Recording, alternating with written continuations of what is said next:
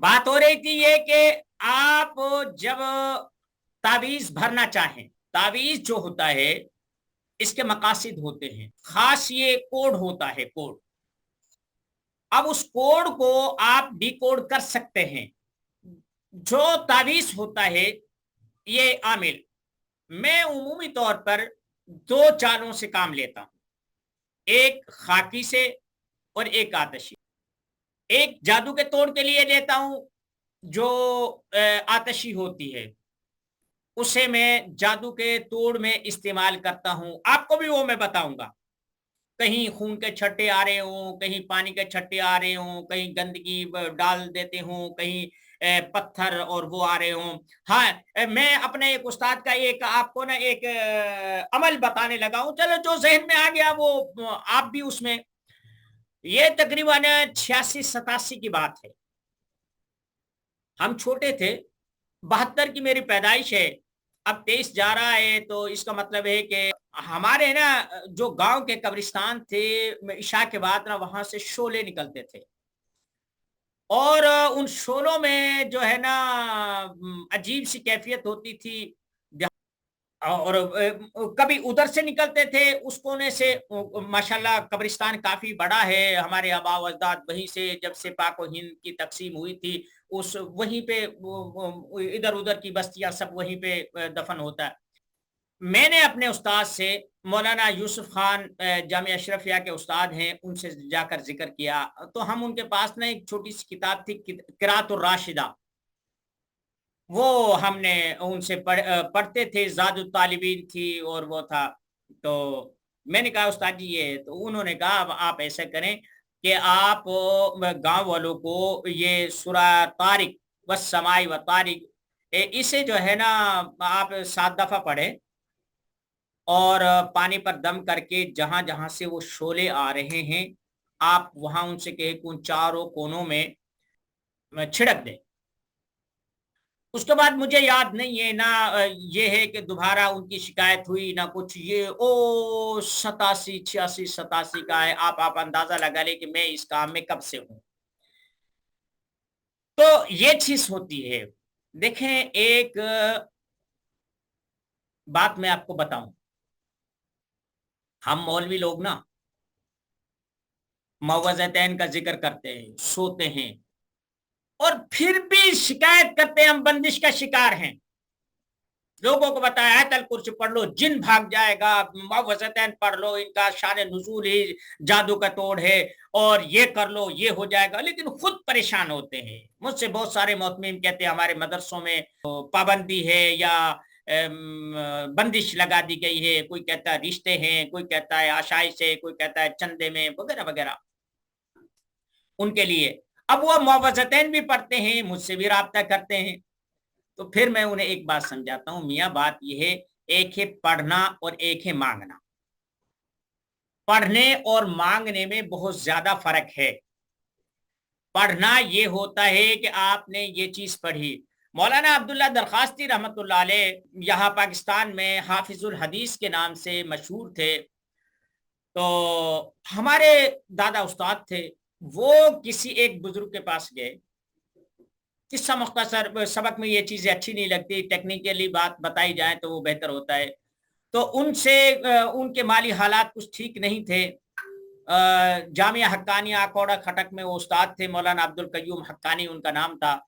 तो मौलाना फरमाने लगे कि मौल साहब, दरखास्त साहब फरमाने लगे कि आपका जी करता होगा, आपका पास पैसे हों, आप हज भी करें, उम्रा भी करें, और आपके अपने इदारे भी हों, ये सारी चीज हो। वो कहने लगा हाँ। कहा कि जब तू वजू करे ना, दरमियान की दुआ है ना, अल्लाहुम्मा अग़फ़िर ली ज़ंबी व वस्सि'ली फ़ी दारी व बारिक ली फ़ी रिज़्क़ी अल्लाहुम्मा जअलनी मिनत तव्वाबीन वजअलनी मिनल मुतत्तहिरीन, ये पढ़ा कर। मौलाना कहने लगे कि मैंने दिल में कहा ये तो मैं बचपन से ही पढ़ रहा हूं। तो हजरत भाप गए, फिरासत भाप गए। तो फरमाया मौल साहब, मैं पढ़ने की नहीं कह रहा, मैं मांगने की कह रहा हूं।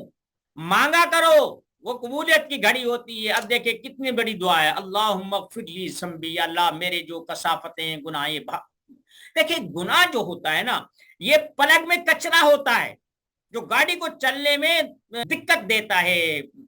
دشواری کرتا ہے، تو یہ گناہ بنیادی طور پر روحانی اور جسمانی اور انسان کی سوچ اور صلاحیتوں کو یہ زنگال دیتے ہیں۔ تو اس لیے یہ توبہ، اب حضور علیہ السلام کی حدیث آپ پڑھے کہ میں بھی جو ہے نا 70 دفعہ روزانہ استغفار کرتا ہوں، کیونکہ میرے دل پہ بعض دفعہ کچھ میل آ جاتا ہے تو میں اس کی صفائی کر لیتا ہوں۔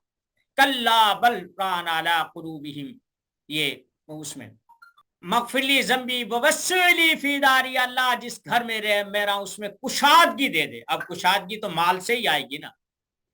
وبارک لی فی رزقی، میرے رزق میں برکت دے دے۔ اب یہی تو ہماری زندگی کا حاصل ہے۔ تو بات یہ ہو رہی تھی کہ آپ تعویذات کو، کل بات ہو رہی تھی کہ میری جو حص ہے عملیاتی اور طبی طور پر وہ کہیں نہ کہیں بھڑکتی رہتی ہے۔ ابن قیم کی بات کل ادھوری رہ گئی تھی، ابھی میرے پاس 15 منٹ ہیں تو میں آپ کو وہ بات بتا دوں۔ جبریل امین جب آگے آگے چل رہے تھے تو مدارج السالکین میں لکھتے ہیں کہ اس گھوڑے کے ٹاپوں کے نیچے جو گھاس آتی تھی، کوئی مردہ چیز آتی تھی، سوکھی سڑی گھاس بھی آتی تھی، تو وہ اس وقت زندہ ہو جاتے تھے۔ تو وہ حیات تھی، یعنی زندگی متمثل ہو کر گھوڑے کی شکل میں تھی جس پر جبریل بیٹھے ہوئے۔ تو سامری نے وہیں سے وہ مٹی اٹھائی۔ اب وہ سمجھتا تھا کہ اس کی تاثیر کیا ہے، جب یہاں یہ مردوں کو زندہ کر رہی ہے تو میرے آگے کام آئے گی۔ بنی اسرائیل میں شاطر آدمی تھا، لوگ جاہل ہوتے ہیں، تو اس سے وہ کام لیا۔ تو میں نے بتایا تھا غزوہ بدر میں جبریل امین کے گھوڑے کا نام تھا ہیزوم۔ میرے بھی ذہن میں ایک بات آئی، میں نے اسی ہیزوم کو عملیاتی طور پر استعمال کیا اور آپ یقین مانیں اس نے کام کیا۔ ٹھیک ہے، اب اسے کیسے کام لیتے ہیں آگے میں بتا دوں گا آپ کو۔ تو جو چیزیں مسلمہ ہیں ان حروف میں طاقت ہے، پاور ہے۔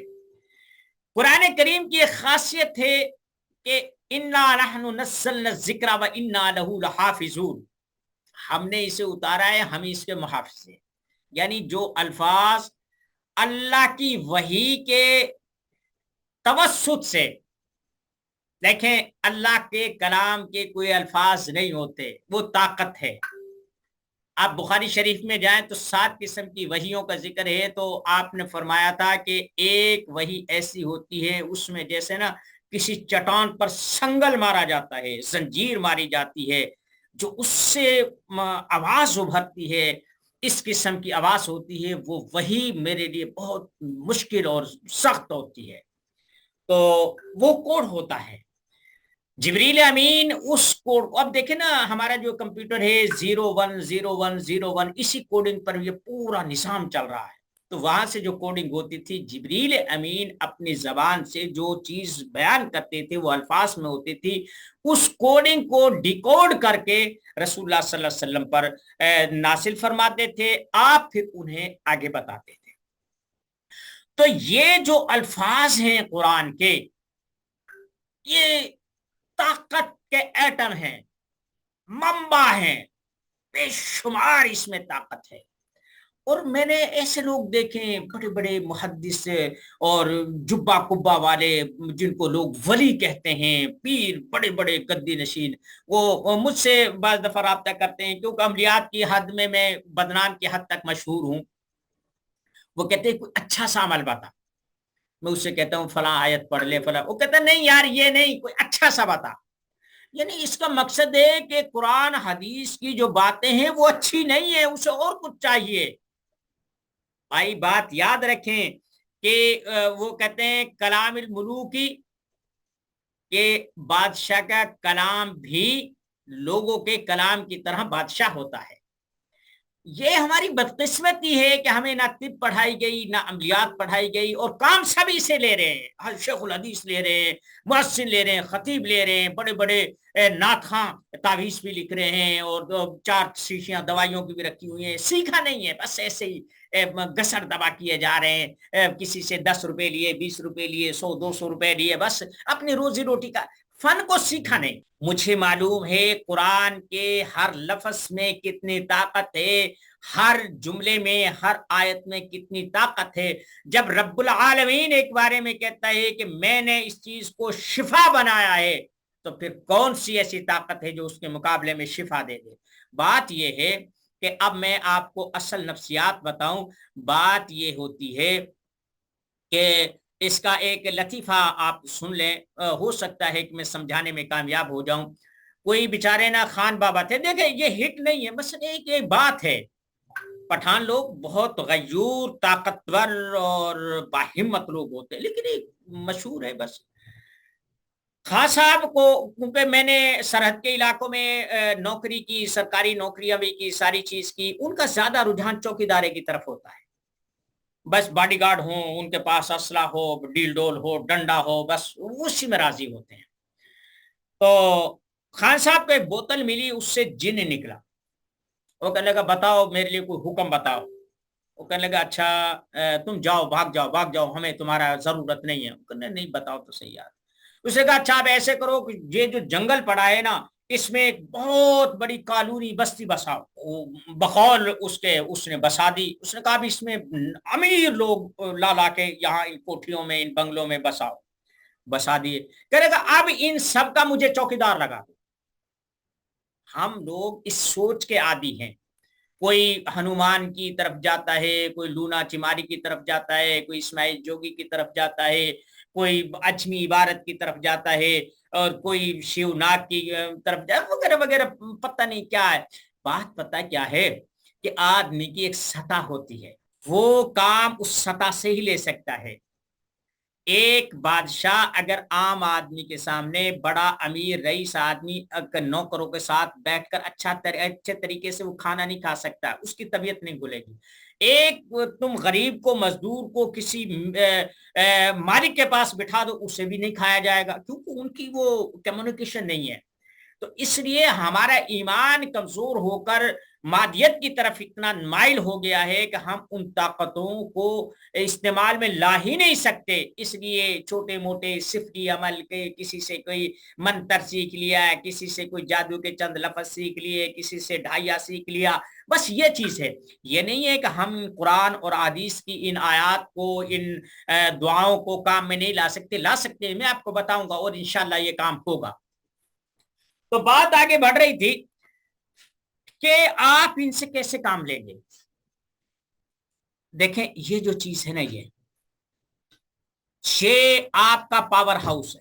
اس کی فریکوینسی پوری کائنات سے جتنی بھی فریکوینسی، یہ انٹینا ہے، یہ ریسیور ہیں، جو قدرت بوسٹ کر رہی ہے جس انرجی کو، اس سے وصول کرنے والا ہمارا یہ ذہن اور دماغ. نہیں سمجھے، میں سمجھاتا ہوں. رسول اللہ صلی اللہ علیہ وسلم کی حدیث سے ترمذی شریف کی روایت ہے کہ جب تیسرا پہر ہوتا ہے، اللہ آسمان دنیا پر آ جاتے ہیں اور کہتے ہیں حل من مرزق فرزق لا.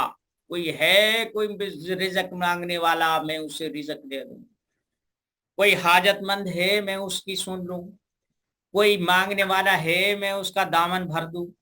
یہ آپ دیکھ لیں اب. اور بلکہ اب تو جو ہے نا، کل پرسوں شبرات آ رہی ہے، اس میں تو مولوی ہر طرف سے یہی شبرات آ گئی، پتے جھڑ گئے، یہ ہو گیا، وہ ہو گیا. اب یہ کچھ سیزن ہے مولویوں کی، چند رات ہے نا، تو اس میں اس وقت کیا ہوتا ہے؟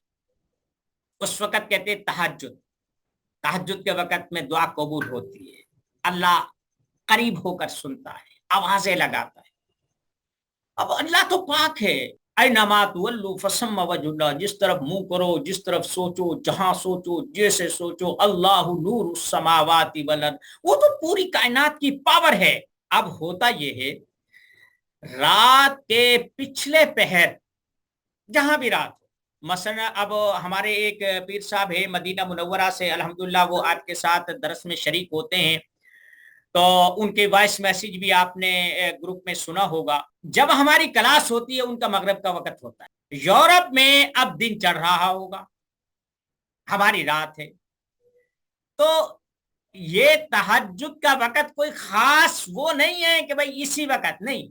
اصل میں ایسا ہوتا ہے کہ رات کے وقت میں آپ موبائل کو، ریڈیو کو، کسی بھی چیز کو دیکھ لیں، اس کی فریکوینسی بڑھ جاتی ہے۔ مثلا پہلے، اب تو خیر ریڈیو کا رواج نہیں رہا، پہلے ریڈیو کا وہ کتنے اسٹیشن آ رہے ہوتے تھے، کوئی یہاں سے وہاں سے دور دراز تک کے، وہ جو ہے نا ان کو ایکسس کرتا تھا۔ دن کے وقت وہ گنے چنے جو قریب میں وہ ہوتے تھے انہیں، اور جو زیادہ طاقتور براڈ کاسٹ کرتے تھے ان کے وہ رات کے وقت میں جو ہوتے ہیں نا، یہ ان کی فریکوینسی بڑھ جاتی ہے۔ عامل لوگ جو ہوتے ہیں یہ رات کے وقت میں عملیات کرتے ہیں، کیونکہ کائنات کا شور کم ہو چکا ہوتا ہے۔ تو جب کم ہو چکا ہوتا ہے تو عامل کی جو فریکوینسی ہوتی ہے ان کائناتی لہروں سے ٹکرا جاتی ہے، جو حاجت روائی کے لیے کائنات میں موجود ہوتی ہیں، اسے ہی قبولیت دعا کا نام دیا جاتا ہے۔ تو آپ نے جب بھی کوئی کام کرنا ہو، صبح کے وقت اٹھیں، اور اٹھنے کے بعد جو ہے وہ مانگیں، توجہ کریں، اور جو بھی کام ہو، جب آپ کسی سے کوئی کام لیں تو آپ ایسے بالکل مراقبے میں بیٹھ جائیں، اسے سامنے تصور کریں، جو آپ حکم دے سکتے ہیں وہ دیں، نہیں مانتا اس میں جوتے لگائیں، اسے تھپڑ لپڑ مارے، گھسن مارے، اسے توڑے مروڑے، جو مرضی کچھ کریں۔ اور تو آپ ایسا کریں کہ اسے آپ حکم دیں، اور بلکہ ایک بات آزما لیں، یہ آہستہ آہستہ جب آپ میں یہ انرجی آتی جائے گی، آپ میں کانفیڈنس آتا جائے گا، تو آپ کے لیے یہ چیزیں کھلتی جائیں گی، آپ میری باتوں کی تصدیق کرنا شروع کر دیں گے۔ مثلا دشمن بیٹھا ہے، اب ایسے آپ بھی بیٹھ جائیں، اپنا سانس بند کر لیں، اور تصور کریں کہ اس کا بھی بند ہو گیا ہے۔ یقین مانے کہ میرے پاس ایسے ایسے لوگ آتے ہیں، وہ کہتے ہیں ہمارا گلا گھٹتا ہے، جب پتہ کیا تو کوئی نہ کوئی پیچھے سے لگا ہوتا ہے۔ ایک یہاں ہمارے لاہور میں ایک سلیم نامی آدمی تھے، لوگ اپنی اولاد کے رشتوں کے سلسلوں میں، یا اس چیز کے سلسلے میں کہ ہماری بچی کی وہاں شادی ہو جائے، یا وہاں سے کوئی رشتہ اچھا آ جائے، اس کے لیے وہ نا تصویریں دیتے، بچی کی بھی اور بچے کی بھی۔ اب وہ کہتا تھا ٹھیک ہے میں آپ کا کام کر دوں گا، وہ تقریباً 85-86 میں 3,000 روپے لیتے تھے، آج تقریباً کچھ بھی نہیں تو کم از کم وہ 30,000 سے بھی زائد بنتے ہیں اس وقت میں۔ 30,000 کیا بلکہ لاکھ سے بھی زیادہ بنتے، اس وقت روپے کی قیمت بہت زیادہ تھی۔ 2-4 دن میں حیرت انگیز طور پر وہ کام ہو جاتا۔ تو اسے ایک عامل اس نے کام پہ رکھا ہوا تھا، سلیم صاحب کو وہ دیتا تھا فی کیس کے 500 روپے، اور 2,500 روپے اپنی جیب میں رکھتا تھا۔ تو یہ حقیقت ہے، آپ بھی ایسا کر سکتے ہیں۔ جب ہم نام لکھتے ہیں اور اس کی والدہ کا نام لکھتے ہیں، بنیادی طور پر یہی کنسپٹ کام کرتا ہے۔ آپ بھی تصویر منگوائیں اور بیٹھ جائیں، اور گھور کر دیکھیں ان تصویروں کی طرف، آپ ایسا سمجھیں کہ یہ وہی ہے۔ جب آپ کے ذہن میں یہ بات آ گئی، آپ جو حکم دیں گے انشاءاللہ ایسے ہی اثرات ظاہر ہوں گے۔ یہ ہے عملیات کی حقیقت۔ اب اگر مطمئن ہوتے ہیں کہ یار یہ 10,000 دفعہ جو ہے نا اللہ الصمد پڑھیں گے تو تب یہ کام ہوگا، 41 دفعہ سورہ بقرہ پڑھیں گے تب جادو کا توڑ ہوگا، یہ پھر آپ کا یقین ہے۔ میں یہ نہیں کہتا کہ وہ چیزیں لا یعنی ہیں، لیکن اگر اتنا پڑھ کے بھی نہ ہوا تو آپ کیا کریں گے؟ جب آپ اس انداز میں سوچ لیں گے، یکسوئی حاصل کر لیں گے، تو آپ جس آدمی کو وقت دیں گے پہلے اپنے آپ سے پوچھیں کہ میں یہ اتنے دن میں کام کر دوں گا۔ جب آپ مطمئن ہو جائیں تو اس سے کہہ دیں جا بھائی تیرے اتنے دنوں میں کام ہو جائے گا، اور پھر آپ اپنی کوشش کریں، مراقبہ کریں، اور آرڈر دیں، اتحیات میں بیٹھیں، درود پاک پڑھیں، استغفار پڑھیں، جو کچھ ذکر اذکار ہے جس سے آپ کا دل مطمئن ہوتا ہے وہ کریں، اور پھر جو آپ کا مطلوب ہے، لڑکا ہے، لڑکی ہے، عورت ہے، بندہ ہے، حتیٰ کہ جانور تک کو آپ اپنے حکم کے تابع لا کر اس کا کام کر دیں گے۔ آپ اپنا پیسہ لے لیں، بات تو پیسے کی ہے۔ جو آپ سمجھتے ہیں کہ یہ عملیات یا کوئی عامل حل کر سکتا ہے، آپ کیوں نہیں کر سکتے؟ وہ سوالات لکھیں، میں ان کے انشاءاللہ مناسب انداز میں جواب دوں گا، آپ کو اس کا حل بتاؤں گا۔ دیکھیں، سب سے پہلے آدمی خود کرے تاکہ اسے پتا ہو، ضرورت مند کو کریں، اور ایسے مسائل جن کو آپ مشکل سمجھتے ہیں ایسے مسائل کو آپ کریں۔ 1 دن نہیں، 2 دن نہیں، 3 دن نہیں، ایک نہ ایک دن وہ کام ہوگا، کیونکہ وہ کام میں نہیں کر رہا، بلکہ وہ جیسے 2 اور 2 4 ہوتا ہے، 10 اور 10 20 ہوتا ہے، 50 اور 50 100 ہوتا ہے، ایسے ہی آپ کا بھی کام ہوگا۔ میں نے کل بتایا تھا کہ آپ اس کام کی فیزیبلٹی دیکھیں، اس کام کا امکان دیکھیں۔ ایک آدمی دہلی میں بیٹھ کر کشمیر میں، کنیا کماری میں وہ عمل کرتا ہے۔ اب آپ یہ چیز دیکھیں کہ آپ کی جو ایکسس ہے وہاں کے اس کے آنے کی ہے یا اس کا، تو اس سے آپ دیکھیں جو مادی طور پر جتنا وقت درکار ہے اس کا آپ انتظار کریں، اب اپنا عمل نہ چھوڑیں۔ مجھے امید ہے کہ انشاءاللہ آپ عملیات میں بہتر انداز میں کارکردگی کا مظاہرہ کر سکیں گے۔ میں آپ کو یاد دلانا کہ کل میں آپ کو 2-3 عمل دوں گا، ایک جادو کے توڑ کا عمل، ایک جادو کے توڑ کا عمل، اس کی ڈرائنگ بھی دوں گا، اس کا تعویذ بھی دوں گا۔ ایک وہ تعویذ دوں گا جو میں عمومی طور پر مریضوں کو دیتا ہوں، بیماروں کو دیتا ہوں، جن کے گھروں میں خون کے چھٹے آتے ہیں، پانی کے چھٹے آتے ہیں، ڈھور ڈنگر جو ہیں وہ ان کی آس نہیں ہوتی، وہ جسے ہمارے کہتے ہیں نوے دودھ نہیں ہوتا، یا وہ گابن نہیں ہوتی کہ وہ بچہ نہیں دیتی، بانجھ ہو جاتی ہے، اس کے لیے میں دیتا ہوں، یا جس کے ڈنگر مر جاتے ہیں اس کی بھی میں ترکیب بتاؤں گا۔ اگر میرے ذہن سے وہ بات نکل جائے تو آپ مجھے میں چیٹ میں بتا دیں کہ استاد جی آپ نے یہ بات بتائی تھی اور یہ عمل بتایا نہیں ہے، تو میں انشاءاللہ بتا دوں گا۔ میرا خیال ہے آج اتنا کافی ہے۔ وما علینا الا البلاغ المبین۔ السلام علیکم۔